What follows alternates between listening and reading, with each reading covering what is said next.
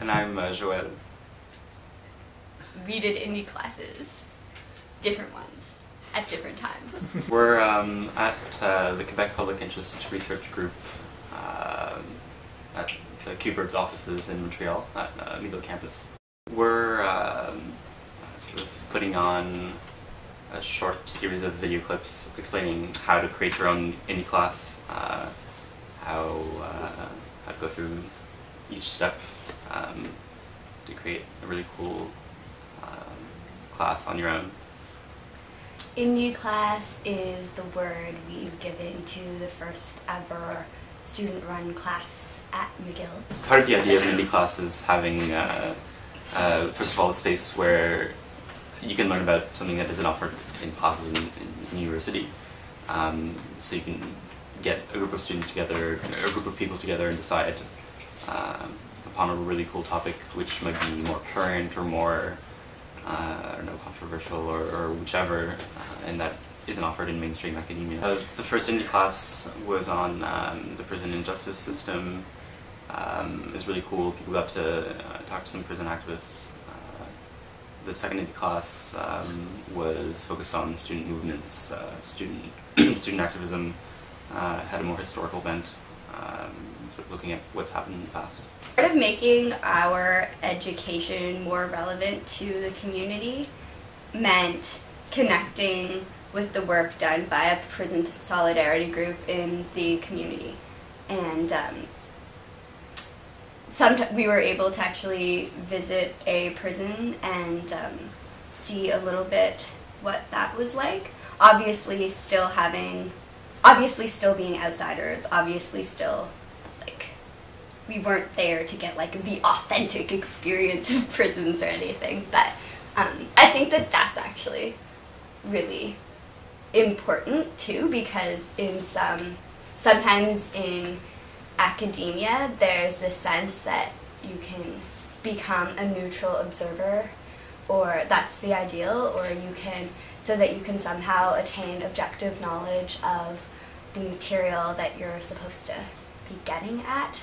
And we, through what we were doing, really wanted to be aware of where we were socially located in the research we were doing, what our interests are, how we are invested in doing this research, and how we are biased. Another part of the rationale behind Indyclass is having an accessible type of education, not only in terms of money or financial means or your time, but having one that's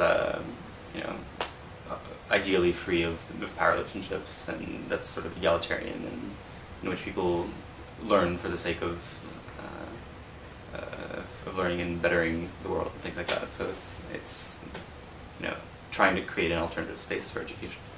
Yeah, but I think that the financial inaccessibility of classes at McGill and other big institutions is really important to think about when talking about Indyclass, and because university can be a debt sentence, yeah. It is really important to try to create spaces where we can learn through each other without paying this money that a lot of people can't afford anyway.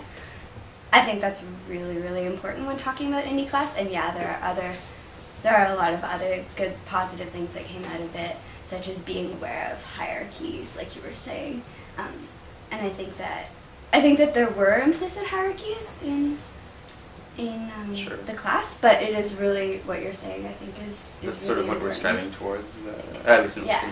No, I totally agree. Trying to be aware of those, to make them explicit, to try to mess with them, to like break down the hierarchies implicit. We noticed that the main labor going into the class was hours, so it became clear that it wasn't really necessary to be paying the atrocious McGill fees that we all had to pay. So, because what happened is that profs weren't actually being paid anything more to be overseeing our projects. So that's kind of ridiculous. We were all just paying to get the McGill brand name on our transcripts. We were paying for 3 credits, and we were paying a lot of money for those credits.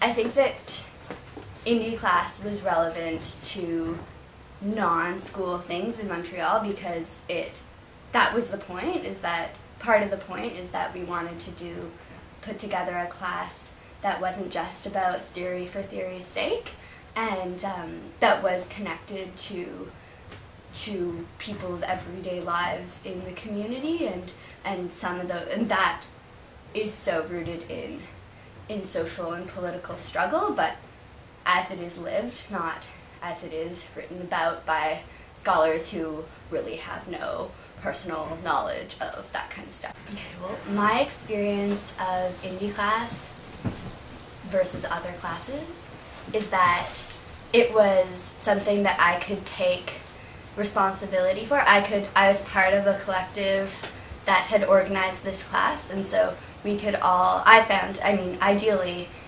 feel connected to the work that we were doing in a way that doesn't happen in other classes. And I think that just has to do with the ability to determine the syllabus through discussions on what we're actually interested in, instead of having somebody who's